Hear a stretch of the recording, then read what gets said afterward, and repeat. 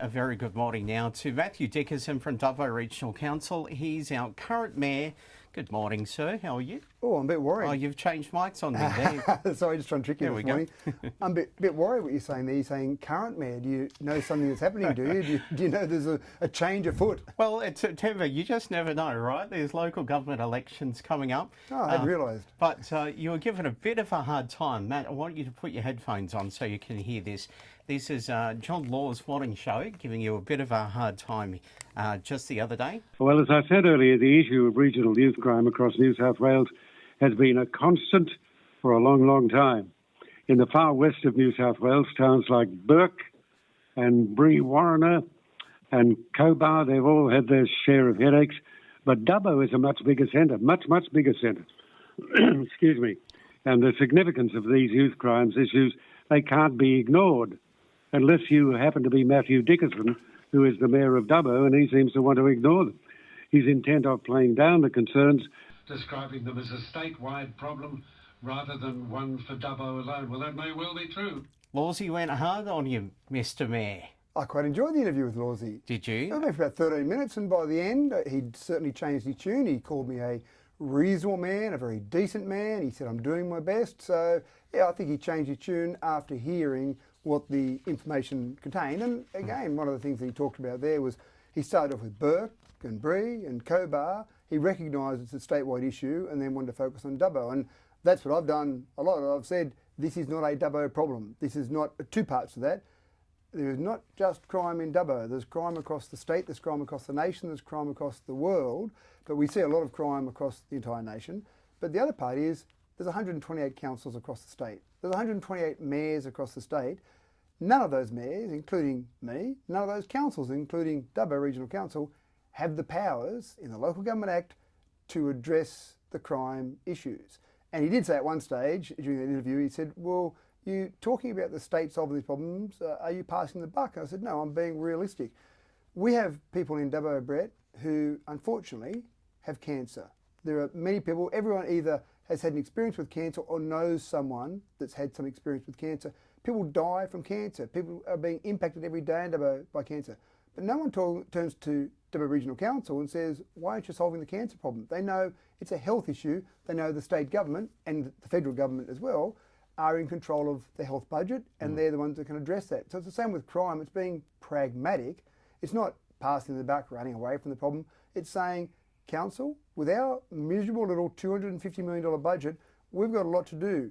Do we stop all road repairs and employ our own police force? Well, we probably couldn't even legally do that. But we are stretched with our budget as it stands at the moment. We are struggling to make sure we make ends meet. The last council left us with a $21 million hole in our budget. We've got to fill that and get back on track. So we've got all that to take care of. We just don't have the budget or the powers, and that's the important part here, to address the crime issue. We don't control the police. We don't control the magistrates. We don't control the sentencing regime. We need to rely on the state government, and we have conversations with them and we send letters off them, but every one of the other 128 councils has the same problem, that they want crime to be addressed. No one wants crime to continue on. So the short answer is you're not downplaying the issue of youth crime or crime in the region. I'm not, well, to a certain extent, yes, I am downplaying the issue because some people would like to play up the issue. Some people, for their own convenient means, would like to label Dubbo as a hot hole for crime or advertise Dubbo as a hot hole for crime, and that's for their own personal agendas, and that's pretty disappointing. But when we had the Gordon Estate riots, which was one car, the damage to Dubbo's reputation took about a decade to get past that. There's no way I'm going to go out there and say on the front page of the newspaper or on a radio station like John Law's to say Dubbo's got a crime spree, because A, it hasn't, but B, the damage to Dubbo's reputation would be untold. And the businesses, the tourism operators, the hospitality operators, all would be impacted by a sensationalist mayor who would go out and talk about things like that. So I'm never going to do that. There is crime. Obviously there's crime in Dubbo. There's crime everywhere. I've been a victim of crime. I know people have been a victim of crime. So the same as cancer, you can say the same thing for crime. But I'm not going to say we're the cancer capital of the world. I'm not going to say we're the crime capital of the world. So absolutely, I'm going to say let's have a sensible, reasonable conversation about this. I'm not going to be a sensationalist mayor chasing headlines for the sake of my own glory. I could only imagine if Lawsy had the 5-year trends that's just been released by the Bureau of Crime Statistics. Maybe, you know, I mean, he had quite a few shots at you over a couple of days, didn't he? But I'm reading here this morning that Far West at Arana is up 3.9% domestic violence and related assault. 8.9% is an increase over 5 years, we're talking here. Break it out at non-dwelling. 8.4% increase for motor vehicle theft, and still for retail store is up 3.5%. I mean, these figures look quite high when you look at the statistics. Again, I'm not the right person to interpret them at all, but this is what people pull out of that statistical data and sort of have a look at, you know, that 5-year trend now. I mean, even the Country Mayors Association, which I'll talk to after 8 o'clock, mentioned last night that the 5-year stats are not looking good. Have you had time to have a look at those and see where we're sitting in, you know, for the Dubbo region? Well, one of my great frustrations, and I've certainly spoken to Boxar about this, is that the Boxar stats for the last quarter, so we're talking about the December quarter, the last 3 months of last year, just came out this week. We're in the middle of March, Brett. It's ridiculous to take that long to get data out. So we don't know what happens in that period until now. But when you look at some of those 5-year trends that you're talking about there, you're talking about, again, you can pull whatever figures you want. You pulled a couple of categories. There are other categories where Dubbo has gone much better than those categories. But of course, some people like to grab the worst ones to make Dubbo look as bad as possible. I'm not going to do that. You can make stats look whatever you want to do. You can pull and drag stats in different directions to make them seem whatever way you want. Now, in those stats that you look at there, a couple of things are important. Over that 5-year time frame, our population growth, we've had good, strong population growth. Our population growth has gone up by 4.3%. On average, most things will go up at a similar rate to population. So if your population goes up by 4.3%, you'd probably expect crime to go up by a similar rate.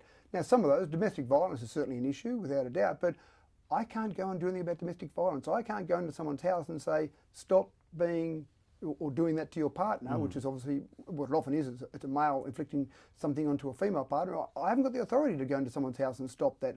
I don't know any levers that I can pull in the Local Government Act being legal to stop things like domestic violence. And I'm happy if anyone can tell me what the Local Government Act allows me to do as the mayor. And again, I'm only directed by my councillors. I have very little power by my own. The resolution of council is what I'm driven by. So I often talk to you, Brett. I'm the spokesperson of council. You know, sometimes I've voted against a resolution, so I don't agree with a resolution of council at the vote. But the next day I'm on your radio station saying, here's what council's doing, and I'm fully supportive because I'm the spokesperson for council resolutions. What about a parliamentary inquiry into regional and youth crime?